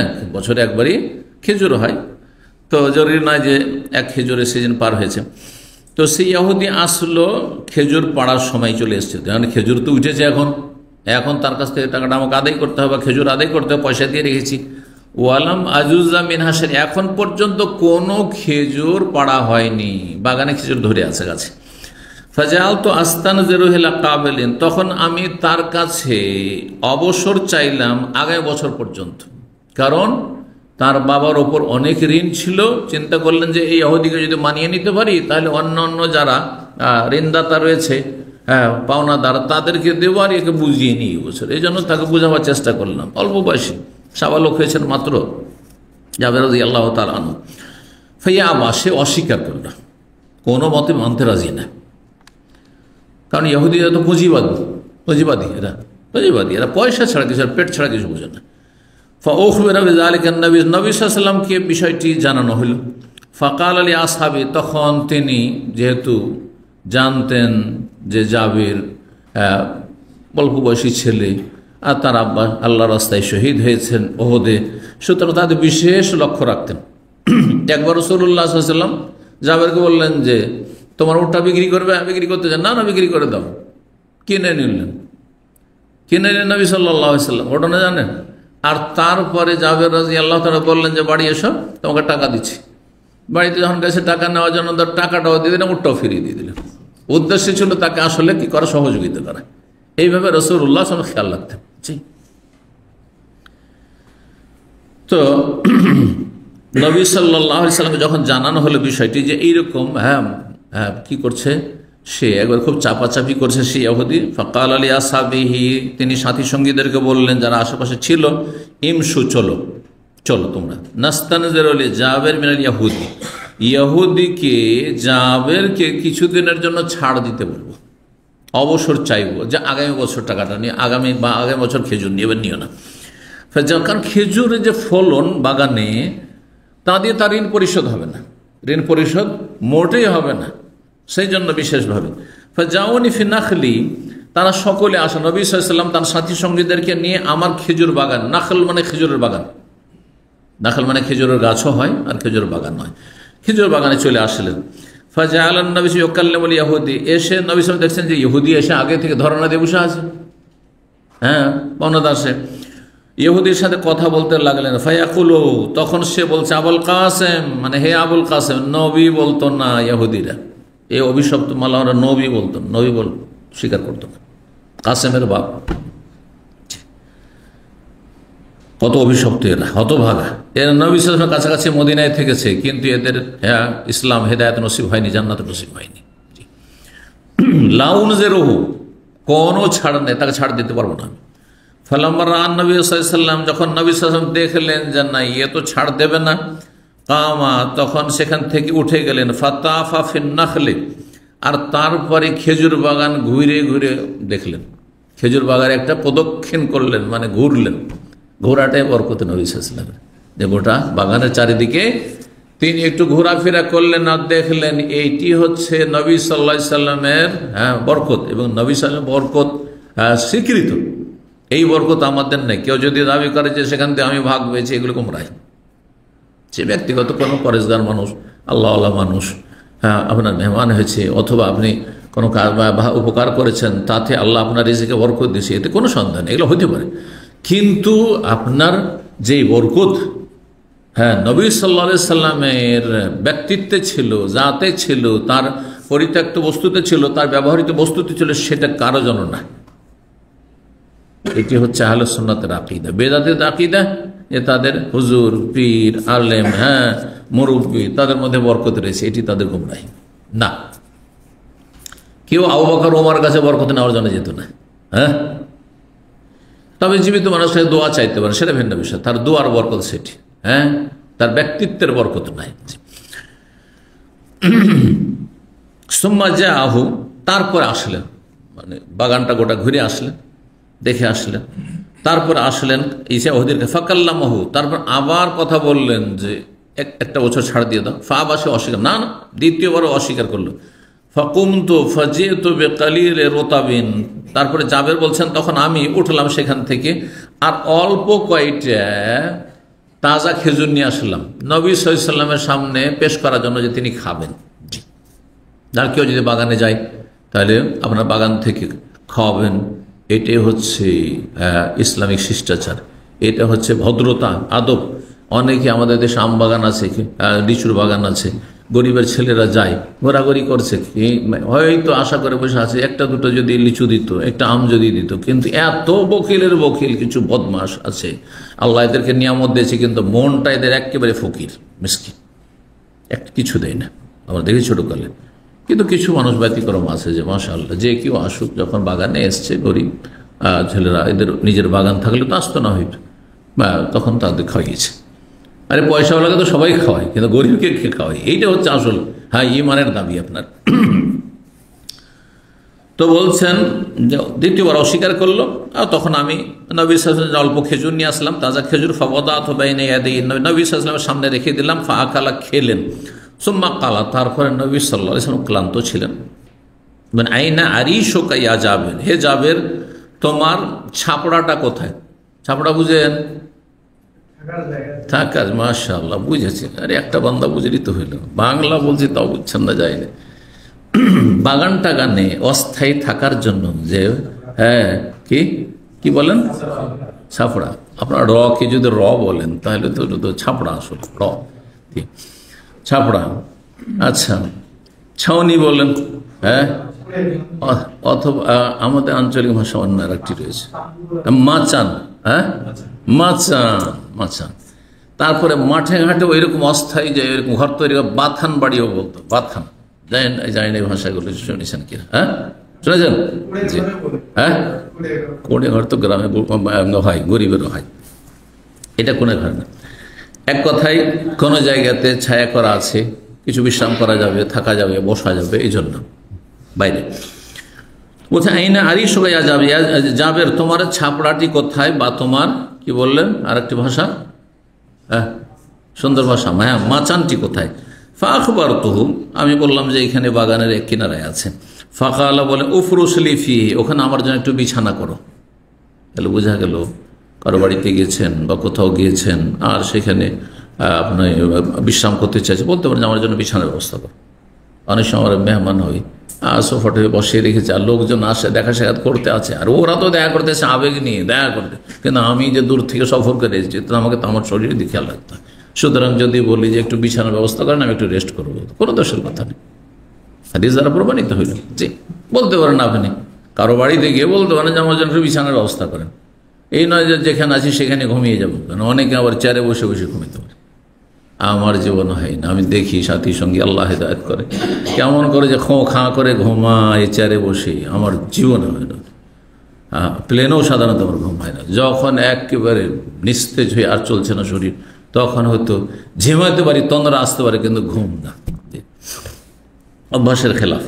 তো যাই হোক, বলছেন যাবে ফারাস্ত, বিছানা বিছালাম, ফাদাখাল্লা প্রবেশ করলেন, ফারাকাদা সেখানে ঘুমিয়ে পড়লেন, বাগানে ঘুমিয়ে পড়লেন নবী সাল্লাল্লাহু আলাইহি ওয়াসাল্লাম। সুম্মাস্তাকা, তারপর জেগে উঠলেন, ফাজিয়াতু বিকাবজাতিন উখরা ফাআকাল মিন, তারপরে আবার এক মুষ্টি খেজুর নিয়ে আসলাম। নবী ঘুম থেকে উঠেছেন, একটু খিদে লেগেছে, একটু খেজুর পানি খাওয়াই, খেলেন। সুম্মা কামা, তারপরে আবার উঠলেন, ফাকাল্লাম আল ইয়াহুদি, ইহুদির সাথে কথা বলে তৃতীয়বার। সুপারিশ করতে গেছে রাসূলুল্লাহ সাল্লাল্লাহু আলাইহি ওয়াসাল্লাম একটি ইহুদির কাছে, অভিশপ্তের কাছে, হ্যাঁ ছোটর কাছে। তাহলে বোঝা গেল যে বড় ছোটর কাছে সুপারিশ হ্যাঁ করার প্রয়োজন হলে করবেন। তারপরে সুপারিশ ক্ষেত্রে অনেকে মনে করেন না ভাই আমি জানি, ওকে বলে লাভ নেই, বলেন না বাহানা করেন না, না করবেন না, লাভ হোক আর নাই, আপনি বলেন ইসফাউ তু জারু, নবী হাদিস হয়েছে তুমি সুপারিশ করো, তুমি নেকি পেয়ে যাবে, কাজ হোক আর না হোক তুমি তোমার নেকি সাব্যস্ত হয়ে গেল। জি, তারপরে আরেকটি মশলা এখান থেকে প্রমাণিত হলো যে বারবার সুপারিশ করা যেতে পারে, এই নয় যে একবার বলেছি ভাই না না না বলা চলবে না। নবী সাল্লাল্লাহু আলাইহি ওয়াসাল্লাম 3 বার 4 বার সুপারিশ করছেন, দেখেন আসছেন, কথা বললেন, সে অস্বীকার করলো। ফাকামা ফির রেতাবে ফিন নাখলি সানিয়া, দ্বিতীয়বারে খেজুরের বাগানে আর যে পাকা খেজুর রয়েছে সেইখানে দাঁড়ালেন। তারপরে বলে ইয়া জাবের জুজ্জা ওয়াকজি, এখন খেজুর পাড়া শুরু করো, খেজুর পাড়া শুরু করো, ওয়াকজে এবং ঋণ পরিশোধ করা শুরু করো, হ্যাঁ মেপে দিতে থাকো যে কত মূল লাগছে তার, হ্যাঁ টাকাতে। জি, ফাওয়াকাফাফিল জেদাদে, জেদাদ আর জেজাজ, জাল দিয়ে আর দাল দিয়ে দুটোরই অর্থ হয় পাড়া বা কাটা। তো দাঁড়ালেন নবী সাল্লাল্লাহু আলাইহি ওয়াসাল্লাম যেখানে খেজুরগুলি পেড়ে পেড়ে রাখা হয়েছে সারি লাগিয়ে, কি বলেন সারি লাগানো বলেন না, হ্যাঁ সারি। ফাজাদাতু মিনহা মা কাযাইতুহু, হ্যাঁ আমি বাগান থেকে সেই খেজুরগুলি পাড়লাম যা দিয়ে আমি কি ঋণ পরিশোধ করলাম।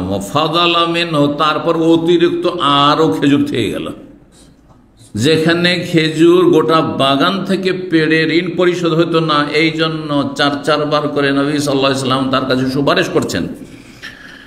তো সেখানে খেজুর বেঁচে গেল। ফাখারাজতু হাত্তা যেতুন নবী সাল্লাল্লাহু আলাইহি ওয়াসাল্লাম, তারপরে মেপে দিতে দিতে ঋণ পরিশোধ যখন হয়ে গেছে আর আরও থেকে গেছে, তখন গিয়ে নবী সাল্লাল্লাহু আলাইহি ওয়াসাল্লামের কাছে গেলাম। তাহলে বোঝা গেল নবী সাল্লাল্লাহু আলাইহি ওয়াসাল্লাম আশেপাশে কোথাও বসে আছেন।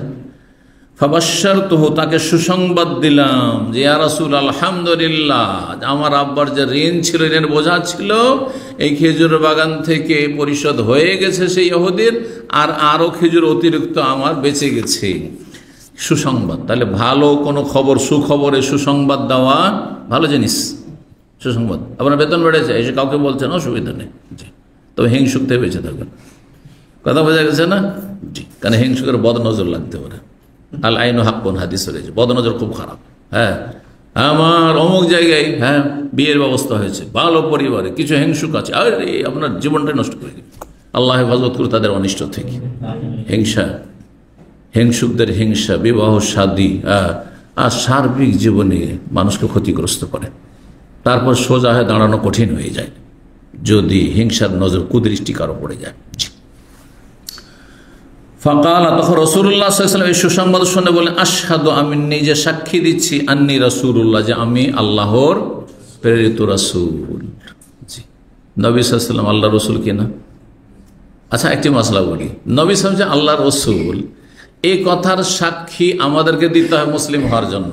নবীকে দিতে হবে কি না? নবীকে দিতে হবে না? নবী সাল্লাল্লাহু আলাইহি ওয়াসাল্লাম আমাদের ওপর যেমন সাক্ষী দেওয়া ফরজ, লা ইলাহা ইল্লাল্লাহ, আশহাদু আল্লা ইলাহা ইল্লাল্লাহ, আমি সাক্ষী দিচ্ছি আল্লাহ ছাড়া কোনো সত্য মাবুদ নেই, ওয়া আশহাদু, এবং সাক্ষী দিচ্ছি আন্না মুহাম্মাদান রাসূল, মুহাম্মদ আল্লাহর রাসূল, তেমনি মুহাম্মদ সাল্লাল্লাহু আলাইহি ওয়াসাল্লামের ফরজ ছিল কিনা যে আল্লাহ ছাড়া কোনো সত্য মাবুদ নেই, সাক্ষ্য দিচ্ছি। আর আমি সাক্ষ্য দিচ্ছি যে আমি আল্লাহর রাসূল। ফরজ ছিল কিনা? ফরজ। কারণ তিনি দিন ইসলামের বিধিবিধান ঊর্ধ্বে নাকি? হ্যাঁ, তার 5 ওয়াক্ত নামাজ ফরজ ছিল না? তার রোজা ফরজ ছিল না? তার হজ ফরজ ছিল না? তার বাকি দিনের হালাল হারাম মোতাবেক জীবনযাপন করা ফরজ ছিল না শরিয়া মোতাবেক? ঠিক আমাদের যেমন ফরজ, তেমনি রাসূলুল্লাহ সাল্লাল্লাহু আলাইহি ওয়াসাল্লামের জন্য সবই ফরজ ছিল। তাহলে সবচেয়ে বড় ফরজ হচ্ছে লা ইলাহা ইল্লাল্লাহ মুহাম্মাদুর রাসূলুল্লাহ। তাই এই জন্য সাক্ষ্য প্রদান করলেন, আশহাদু, আমি সাক্ষী দিচ্ছি যে আন্নী রাসূলুল্লাহ। আপনি বলছেন আন্না মুহাম্মাদান, মুহাম্মদ আল্লাহর রাসূল, আমি বলছি। আর রাসূল বলতেন যে আমি আল্লাহ রাসূলের কথা সাক্ষী দিচ্ছি। সাক্ষী দেওয়া ফরজ, আমি আল্লাহ রাসূল। জি, নবী সাল্লাল্লাহু আলাইহি ওয়াসাল্লামের জন্য সাক্ষী দিচ্ছেন। কেন এই কথা বললেন? এই যে আমি যে আল্লাহর রাসূল, আর রাসূলের হাতে মুজিজার প্রকাশ হয়ে থাকে, সেটা বাস্তব প্রমাণ তুমি দেখতে পেলে যে তোমার এই খেজুর দিয়ে ঋণ পরিশোধ হওয়ার কথাই ছিল না, কিন্তু আল্লাহ ঋণ পরিশোধও করে দিলেন, এবং তোমার অতিরিক্ত গোটা বছরের খাবারের জন্য খেজুরও থেকে গেল। আলহামদুলিল্লাহ। আরশুন, এই আরিশুন থেকে আরশুন, আরশ যাকে সিংহাসন বলা হয়, আরশ, এগুলোর আরবিতে অর্থ বেনাউন, কোনো নির্মাণ, নির্মিত ঘর, ঘরকে বলা হয়। ইবনে আব্বাস বলছেন জান্নাতিম মারুশাত, কোরআনে কারিমে রয়েছে জান্নাতিম মারুসুরা আনআমে রয়েছে, মানে বাগান কিওয়ালা, ছাপড়াওয়ালা, মানে আপনার কিছু কিছু গাছ আছে ফলের গাছ, সেগুলিতে কি লাগে আপনার, বলেন আরেকটি শব্দ কি, ছাপড়ার সাথে কি বললেন? মাচা। মাচা লাগে না? আপনার আঙ্গুরের জন্য মাচা লাগে। যেগুলো কাণ্ড বিশিষ্ট গাছ নয়, সেগুলোর জন্য কি লাগে? মাচা লাগে। আমাদের শাকসবজিগুলো যে হয়, ঝিঙে হয়, আর তরাই হয়, আর এইসব তরকারি হয়, কুমড়ো হয়, এগুলো যেন মাচা লাগে। তো মাচা, তো জান্নাতি মারুশা, আমার বাগান, যার জন্য মাচা বিশিষ্ট বাগান, জান্নাতি মারুশা। মা ইউআররাসু মিনাল কুরুমি ওয়া গায়রি যালিকা, এই কুরুম বলা হয়, কারম বলা হয় আঙ্গুরকে, এনাব। তো আঙ্গুরের আপনার যে মাচা, এইরকমই এই আরব দেশে গরম থেকে বাঁচানোর জন্য আপনার টমেটোর, আপনি দেখেছেন মাজরা ফার্ম দেখেছেন যে ঢাকা থাকে, এখানে গরম থেকে বাঁচানোর জন্য। আর ইউরোপে, ইংল্যান্ডে, স্কটল্যান্ডে দেখে আসলাম আপনার ঠান্ডা আর বরফ থেকে বাঁচানোর জন্য স্ট্রবেরি, আর যতগুলি বেরি আছে, অনেক রকম বেরি আছে, কিন্তু আপনার শুধু স্ট্রবেরি জানেন তাই না, ফারাওয়ালা, কত রকমের যে বেরি আছে, রাজবেরি, ব্ল্যাকবেরি, ব্লুবেরি, আর কি বেরি, কত রকমের বেরি, সব বেরির বাগানে নিয়ে গেল একদিনই ভাই, মাশাআল্লাহ, অনেক ঘুরাইল। আর তারপর সেখান থেকে যত খেতে পারেন আপনি, ঢোকার পরে যত খেতে পারেন খেয়ে দিয়ে যা নিয়ে বেরোবেন, পেড়ে নিয়ে নিজের হাতে আমরা পারলাম, হ্যাঁ, পেড়ে নিয়ে তারপরে তখন ওই কটার দাম দিতে হবে, হ্যাঁ, তখন পাউন্ড হিসাবে দাম দিতে হলো, কিন্তু দামই বেশি, মার্কেটে যে রেট আছে তার সাথে বেশি দিতে হয়, যেহেতু আপনি পেট করে খেয়ে আসতে পারেন সেই জন্য। তো আমরা তো বেশি খেতে পারিনি, আর খাওয়ার সময় হয়নি, তো যাই হোক ঘুরলাম আর কি। তো ওখানে দেখলাম সবগুলি কি করে, যতগুলি বেরি আছে, হ্যাঁ, এই যে এখানে স্ট্রবেরি পাচ্ছেন, এগুলোর কি আছে, মাচা দিয়ে ঢাকা আছে। তো এগুলোকে কি বলা হয়, আরিশ বলা হয়। কালো ওয়াইহা খাওয়াবেতন আলা ওরুশেহা, একটি জনপদ গ্রাম ছিল, যে গ্রামটি ধ্বংস হয়ে গেছিল, সেগুলি খাওয়াবিয়াতন মানে শূন্য হয়ে আছে, মানুষ সব ধ্বংস হয়ে গেছে, আলা ওরুশেহার বিরান হয়ে পড়ে আছে, সে ঘর বাড়িগুলো ভেঙে চড়ে ধ্বংসাবশেষ যেগুলোকে বলা হয়, ধ্বংসাবশেষ হয়ে আছে। ওরুশেহা মানে আবনিয়াতিহা, সেসব ঘর বাড়িগুলো সব উপর হয়ে পড়ে আছে। মোহাম্মদ ইউসুফ আল ফেরিয়াবি বলছেন, কাল আবু জাফর তিনি মোহাম্মদ ইবনে হাতেম আল ওয়ার্রাক, তিনি ইমাম বুখারী রাহিমাহুল্লাহ সহিহ বুখারীর লেখক ছিলেন, ক্লার্ক, লিখতেন তিনি। ওয়ার্রাক বলা হয়, ওয়ারাকায় যে পেপারে লিখে তাকে ওয়ার্রাক বলা হয়। তো বলছেন কাল মোহাম্মদ ইমাম বুখারী রাহিমাহুল্লাহ বলেছেন, মোহাম্মদ বিন ইসমাইল ফাখালা লাইসা ইনদি মুকাইয়াদান সুম্মা কাল ফাজাল্লা লাইসা ফিহি শাক। এই খালা, এই যে খালা শব্দটি এখানে রয়েছে, ফাখালা আমান, 1 বছর প্রায় চলে গেল, ওই ইহুদের ঋণ পরিশোধ করা হয়নি, আর তারপর 1 বছর অতিক্রম করে গেল, ফাখালা অতিক্রম করা। এখানে খালা শব্দটি বলছেন যে আগের যুগে নক্তাও থাকতো না আরবি লিখায়, আর হরকতও থাকতো না। আজকাল তো বিনা হরকতে বিনা জের জবরে তো আরবি দেখতে পাচ্ছেন, তাই না? কিন্তু নক্তা আছে, নক্তা না হলে অধিকাংশ লোকই পড়তে পারতো না, এমনকি আরবরাও পড়তে পারতো না আজকালকার। কিন্তু নবী সাল্লাল্লাহু আলাইহি ওয়াসাল্লামের আমলে, সাহাবায়ে কেরামদের আমলে, তাবেঈনদের যুগে তখন ধীরে ধীরে নক্তা শুরু হয়েছে। হাজ্জাজ বিন ইউসুফের যুগে, এক কথায় ওই যুগটাতে আর কি, বনু উমাইয়ার যুগে। তাহলে ইসলামের ইতিহাসও 100 বছর পর্যন্ত নক্তাও ছিল না, আর জের জবরও ছিল না। তাহলে চিন্তা করুন তো, আরবিতে আপনি বা পড়বেন না তা পড়বেন, না সা পড়বেন, হ্যাঁ, দদ পড়বেন না সদ পড়বেন, ত পড়বেন না জ পড়বেন, আইন পড়বেন না গাইন পড়বেন, ঠিক কিনা? তো এরকম ছিল। এখন খালা লিখা আছে খালা, কিন্তু খায়ে নক্তা নেই। এখন এটা খালা পড়বেন না জাল্লা পড়বেন? খালার অর্থ হয় জাল্লা হইতে পারে।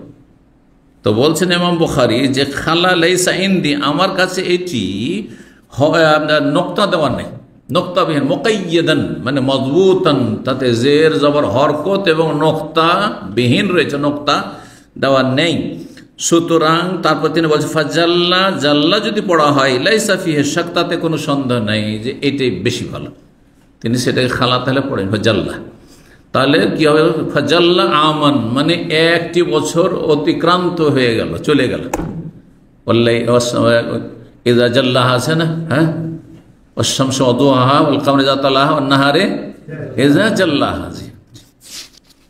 যাই হোক, 42 নম্বর অধ্যায় বলছেন বাবু আকলিল জুম্মারে। এই অধ্যায় হচ্ছে খেজুরের মাথি খাওয়া সম্পর্কে। মাথি বুঝাইতে হবে আপনাদেরকে। খেজুরের ওপর থেকে নিচ পর্যন্ত এমন কিছু নেই যেটাতে কোনো ফায়দা নেই, সব কিছুতে ফায়দা আছে।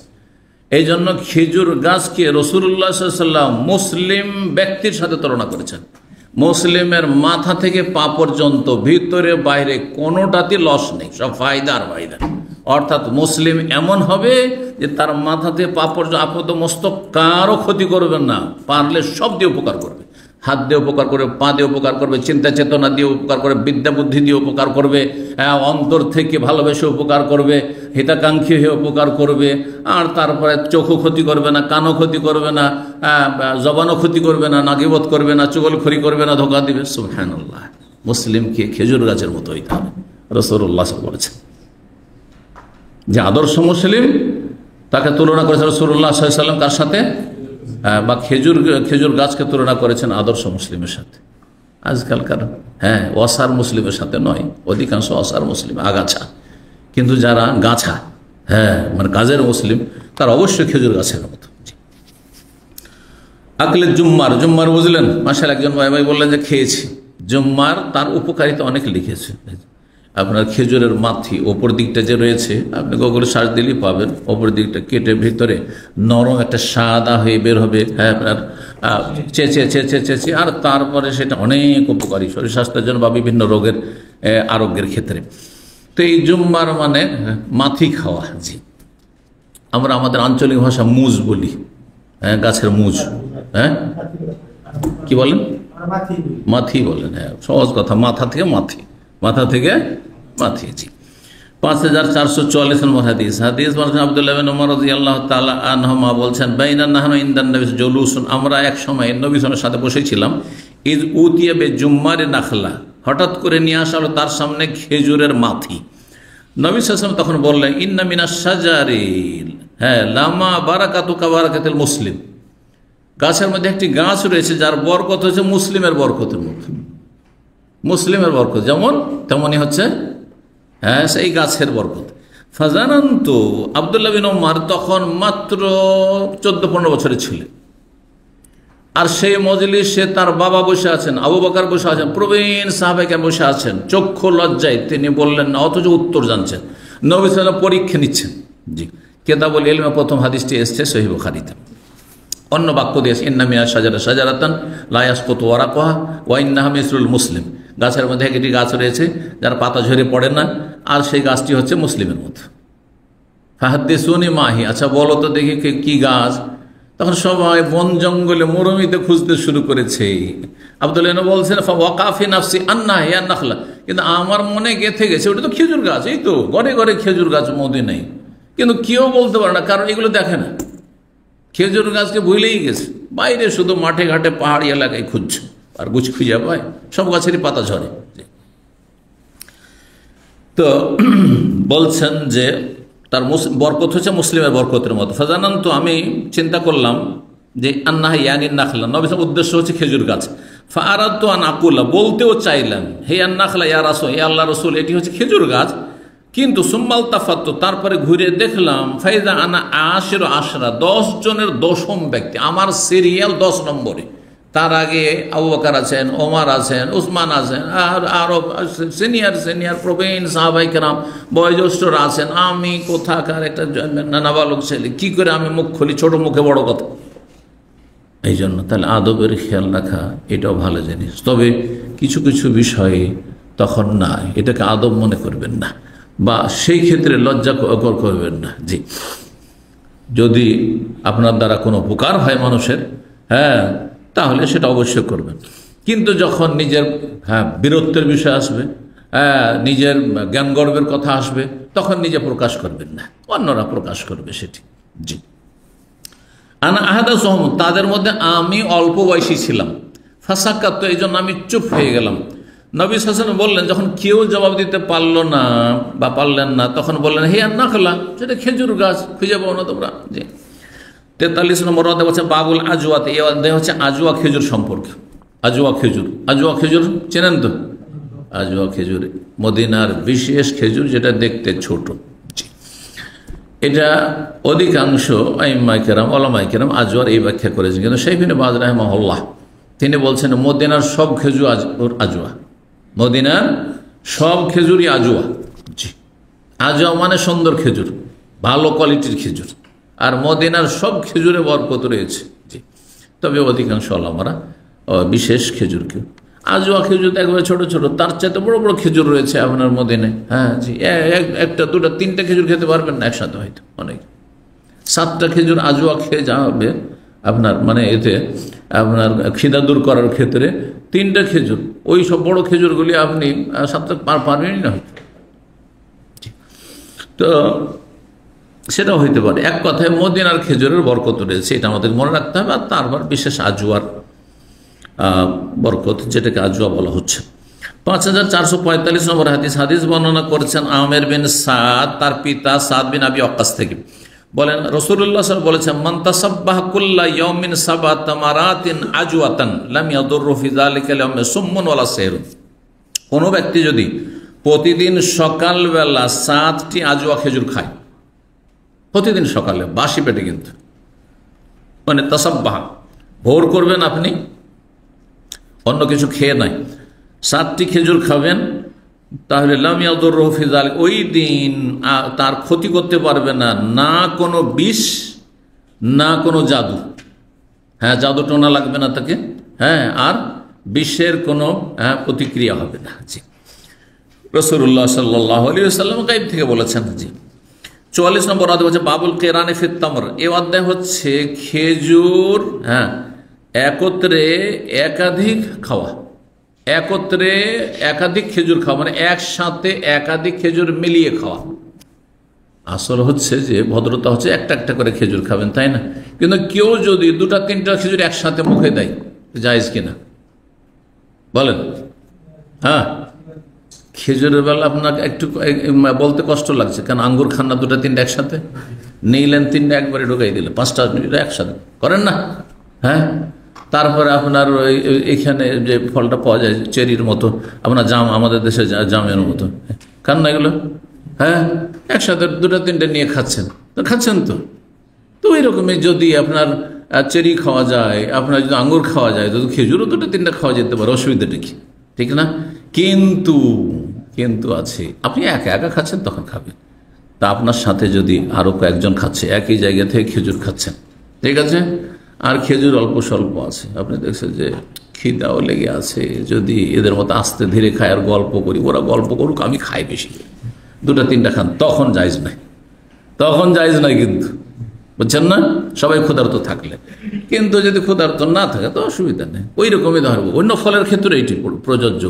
আঙ্গুর অল্প স্বল্প দিয়েছে সামনে, আর দেখছেন যে এরা তো গল্পতে আছে, এরা আমাকে আঙ্গুর খুব পছন্দ লাগে, একসাথে 2-3টে করে খেয়ে শেষ, এমনটা করবেন না। তো বলছেন জাবাল্লাহ ইবনে সুহাইম, তিনি বলছেন আসাবানা আমস সানাতিন মা ইবনে জুবাইর। আব্দুল্লাহ বিন জুবাইর রাদিয়াল্লাহু তাআলা আনহুমা মক্কার 7 বছরের খলিফা ছিলেন। উমাইয়া বংশের রাজত্ব আমলে যখন শাম দেশে তাদের রাজত্ব ছিল, মদিনাও তাদের দখলে চলে এসেছিল, বরং মক্কা মদিনা আব্দুল্লাহ বিন জুবাইর এতে ছিল। তিনি দেখলেন যে মদিনার চাইতে মক্কা নিরাপদ, মক্কায় গিয়ে তিনি খেলাফত কায়েম করেছিলেন। আর এটি বিদ্রোহ ছিল না, কারণ অনেকে মনে করে যে তাহলে তাকে কি খারেজি বলা যাবে না। এই সংসার উত্তর শুনেন, তখন মক্কা মদিনার লোকেরা আসলে জালেম উমাইয়া শাসকদের মেনে নিতে চায়নি। ইয়াজিদের যুগ থেকে অনেকেই অন্তর থেকে মেনে নিতে চাইত না, যে এরা অযোগ্য। বড় বড় সিনিয়র সাহাবাই কেরাম রয়েছেন, এই সাহাবিও না। আর তারপরে তার সম্পর্কে বিভিন্ন রকম অভিযোগ রয়েছে, যদিও কিছু সত্য কিছু মিথ্যা আছে, কিন্তু বড় বড় যোগ্য সাহাবাই কেরামগণ রয়েছেন। তো আব্দুল্লাহ বিন জুবাইর সাহাবী ইবনে সাহাবী, তো তিনি মক্কাকে খেলাফত কায়েম করেছিলেন পুরো হিজাজের উপর, মক্কা মদিনা হিজাজ এলাকায়।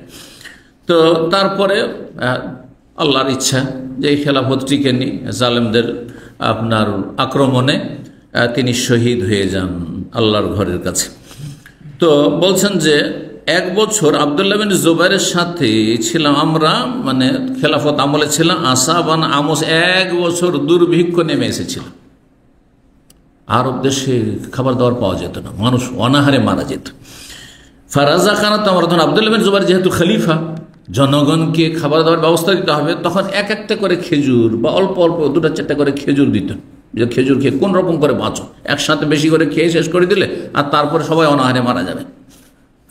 ফাকান আব্দুল্লাহ বিন উমর ইয়ামুর রবেনা, আব্দুল্লাহ বিন উমর তখন আমাদের পাশে অতিক্রম করছিলেন। ওয়া নাহানু নাকুল, সেই সময় আমরা খেজুর খাচ্ছিলাম। ওয়া ইয়াকুল, বলছেন লা তুকারিনু, তোমরা একাধিক খেজুর একসাথে খেও না, কারণ দুর্ভিক্ষের বছর, আর অল্প পরিমাণ খেজুর আছে, আর কেউ সবাই ক্ষুধার্ত। সুতরাং এখানে যদি তাড়াতাড়ি 2-3টা করে তুমি খেজুর একসাথে মুখে ভরো, আর অন্য কেউ একটা খাবে, তাহলে তো তুমি সব খেয়ে ফেলবে, তো অন্য কেউ অনাহারি থেকে যাবে। এই জন্য তাহলে বিশেষ পরিস্থিতিতে এই জন্য নিষেধ করেছেন। কিন্তু এমনি যদি পর্যাপ্ত পরিমাণে কোনো খাবার থাকে, আর যদি একসাথে 2-3টেও খান, কোনো অসুবিধা নেই। লা তুকারিনু ফাইন্নান নাফসা নাহা আনিল কিরান, কারণ নবী সাল্লাল্লাহু আলাইহি ওয়াসাল্লাম নিষেধ করেছেন একত্রে একাধিক খেজুর খেতে। কারানে একরনা মানে মিলানো। হজ্জে কেরান কেন বলা হয়? হজ উমরা দুটোকে একসাথে মেলানো হয়। আর কেরান, এই খেজুর খাওয়ার ক্ষেত্রে কেরান মানে 2টো খেজুরকে মিলিয়ে বা 3টে খেজুরকে একসাথে মিলিয়ে একসাথে খাচ্ছেন, আপনি মুখে পড়ছেন। সুম্মা ইয়াকুলু, তারপরে বলেন, ইল্লা আইয়াস্তাযিন রাজুল আখাহু, তবে কোনো ব্যক্তি যদি তার ভাইয়ের কাছে অনুমতি নিয়ে নেয়, মানে একই ঝুড়ি থেকে আপনি খেজুর খাচ্ছেন অথবা আঙ্গুর খাচ্ছেন, আর যদি অনুমতি নেন, ভাই আমি দুটো তিনটে একসাথে খেলে অসুবিধা নেই তো? অসুবিধা নেই। এইরকমই ডিমের পিস, ডিম আছে ধরেন, কয়েকটা ডিম সিদ্ধ আছে, হ্যাঁ আপনি দুটো খাবেন, আর কেউ হয়তো একটাও পাবেন না, দেখতে হবে আপনাকে। যদি দেখা যায় যে না, কেউ বলছেন না আমি ডিম খাবো না, তাহলে আপনি দুটো খান, অসুবিধা নেই, সবার একটা একটু করে ছিল। অথবা কেউ দুটো পাবে, কেউ একটা পাবে, তখন আপনি বলতে পারেন যে ভাই আমি কি দুটো খেতে পারি, যেহেতু একটা একটা করে নিয়েও আরও বাঁচবে দুই একটা, কিন্তু সবার দুটো করে হবে না, করা যায় কি না? জি হ্যাঁ।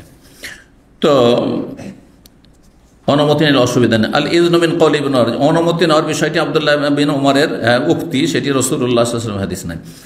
45 নম্বর অধ্যায় বলছেন বাবুল কিসসা, এই অধ্যায় হচ্ছে কাঁকড়ি সম্পর্কে অথবা শশা সম্পর্কে। 5447 নম্বর হাদিস, আর হাদিস ওই হাদিস আগের হাদিসটি, রাআইতুন নবী ইয়াকুল রতাব বিল কিসসা, নবী সাল্লাল্লাহু আলাইহি ওয়াসাল্লাম দেখেছি যে রতাব তাজা খেজুর খেয়েছেন, কিসের সাথে? শশার সাথে মিলিয়ে। 46 নম্বর অধ্যায় 5448 নম্বর হাদিস, হাদিস বর্ণনা করছে। আর অধ্যায় বলছেন বাবু বারাকাতিন নাখলে, অধ্যায় হচ্ছে খেজুর গাছের বরকত সম্পর্কে। তার খেজুর গাছে বরকত আছে। খেজুর এমন এক খাবার যাতে সব রকমের আপনি মোটামুটি প্রোটিন পেয়ে যাবেন। খেজুর পানি খেয়ে আপনি বছরকে বছর থাকতে পারেন, অসুবিধা। সাহাবায়ে কেরাম ঠিক আছে, জি, বরং তার আমাদের যাতে শক্তিশালী ছিলেন। বলছেন মুজাহিদ প্রখ্যাত তাবে সামেত ইবনে ওমর, আব্দুল্লাহ ইবনে ওমরকে বলতে শুনেছেন, নবী সাল্লাল্লাহু আলাইহি ওয়াসাল্লাম বর্ণনা করেন যে মিনাশ শাজারে শাজারাতুন, গাছের মধ্যে একটি গাছ রয়েছে, তাকুনু মিসলাল মুসলিম, সেই গাছটি হচ্ছে মুসলিমের মতো, ওয়াহিয়ান নাখলা, সেটি হচ্ছে খেজুর গাছ। 47 নম্বর অধ্যায় বলছে বাবু জামিল লাউনাইনি আবি তামাইনি বিমাররা, এই অধ্যায় হচ্ছে একত্রে একসাথে দুই ধরনের বা দুই স্বাদের খাবার খাওয়া।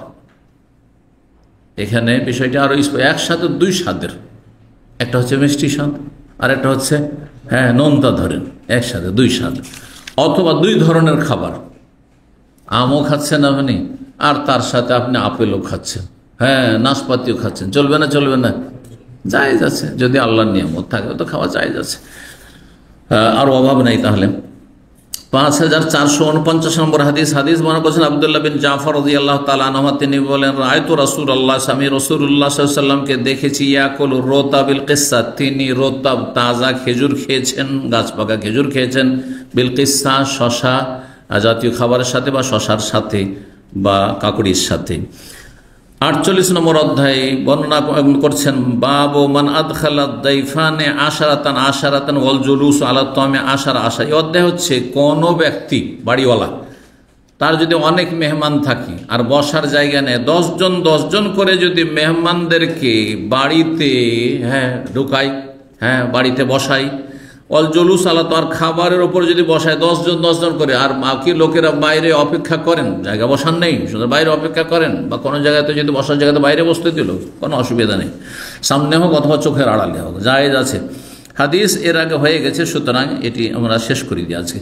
5450 নম্বর হাদিস, আনাস হেশাম মোহাম্মদ, তিনি আনাস থেকে বর্ণনা করেছেন, সেনানি রাবি আনাস থেকে, উম্মে সুলাইম রাদিয়াল্লাহু তাআলা, আনাসের মা, উম্মাহু তার মা, আমাদাতে লামুদ্দিন মিন শায়, তার বাড়িতে 1 মুদ পরিমাণ জব ছিল, 1 মুদ মাত্র 600 গ্রাম, আনুমানিক 600 গ্রাম।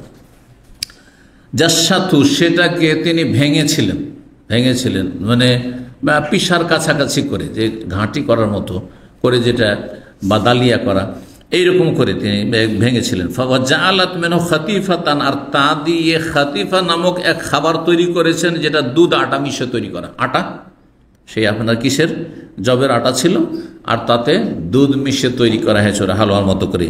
ও আসারাত উক্কাতান ইনদাহা, আর তার কাছে একটি আপনার ওই ঘিয়ের বাটি ছিল, সেটাকে তিনি নেংড়ে নিয়েছিলেন। সুন্দর ভাষা বাংলায় কিছু নেই, কিন্তু নেংড়ে নেওয়া বা মুছে নিয়ে তাতে যা কিছু আছে একটু দেওয়া।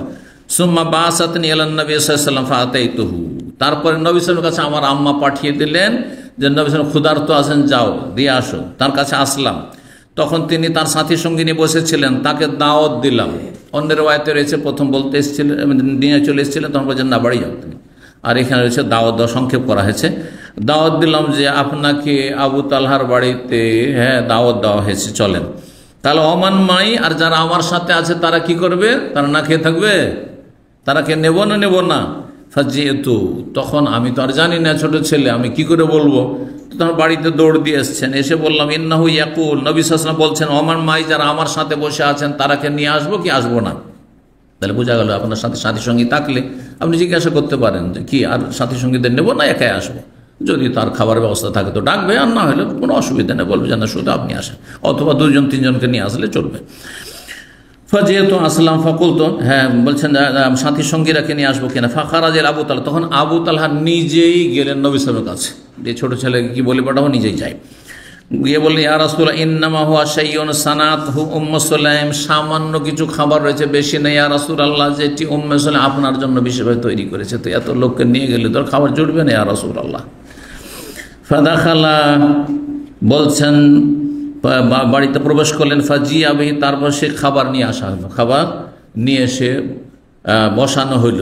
নবী সাল্লাল্লাহু আলাইহি সাল্লাম কি করলেন? বললেন আদখিল আলাই আশারা, আমার কাছে 10 জনকে নিয়ে আসো। বাড়ির বাইরে তাহলে লোকজন দাঁড়িয়ে আছে, বসার জায়গা নেই, 10 জনকে ঢোকাও। ফাউদখিলু, 10 জনকে ভিতরে নিয়ে আসা হলো। ফাআকালু, তারা খেলেন, তৃপ্তি সহকারে খেলেন, পেট পুরে খেলেন। সুম্মা কালা, তারপরে আদখিল আলাই আশা, আবার 10 জনকে নিয়ে আসো, তারা প্রবেশ করলো আর তারাও খেয়ে পরিতৃপ্ত হইল। সুম্মা কাল, বলেন আদখিল আলাই আশারা, আরও 10 জনকে নিয়ে আসো। হাত্তা আরবাইন, 40 জন গণনা করেছেন, কিন্তু এর আগে হাদিস পড়েছেন 80 জন ছিল। এরপরেও আরেকটি হাদিস আছে, তাতেও 80 জন, তাহলে প্রসিদ্ধ হাদিস সেটি হচ্ছে 80 সংখ্যা ছিল। সুম্মা কাল নবী সাল্লাল্লাহু আলাইহি ওয়াসাল্লাম, তারপরে নবী সাল্লাল্লাহু আলাইহি ওয়াসাল্লাম শেষখানে খেলেন, শেষখানে বরকত যাতে হইতে থাকে, মানুষ খেয়ে নিজের উপর প্রাধান্য দেয়। 2 নম্বর কথা যে তার কখনো কখনো বিশিষ্ট ব্যক্তি যদি শেষে খায় তো কোনো দোষের কথা নেই, যদি নিজে থেকে তিনি পছন্দ করেন যে আমি শেষে খাবো, কোনো অসুবিধা নেই। জি। সুম্মা কামা, তারপরে সেখান থেকে বিদায় নিলেন। ফাজাআলতু আনজুরু, তারপরে আমি দেখতে লাগলাম। আনাস বলছেন খাবার হাল নাকাসে মিনহা শাই, কিছু খাবার কমেছে কি কমেনি, কিছু বুঝতে পারলাম, কমেইনি খাবার। সুবহানাল্লাহ, এই ছিল রাসূলুল্লাহ সাল্লাল্লাহু আলাইহি ওয়াসাল্লামের মুজিজার বরকত। আল্লাহ রাব্বুল আলামিন যেন আমাদের রুজিতে বরকত দান করেন, হায়াতে বরকত দান করেন, দিন দুনিয়ার সমস্ত কিছুতে আল্লাহ বরকত দান করেন, আল্লাহ নিয়ামতকে ভালো কাজে লাগাবার তৌফিক দান করেন। ওয়া জাযাকুমুল্লাহু খাইরান ওয়া সাল্লাল্লাহু ওয়া সাল্লাম আলা নবিয়িনা মুহাম্মদ ওয়া আলা আলিহি ওয়া সাহবিহি আজমাইন।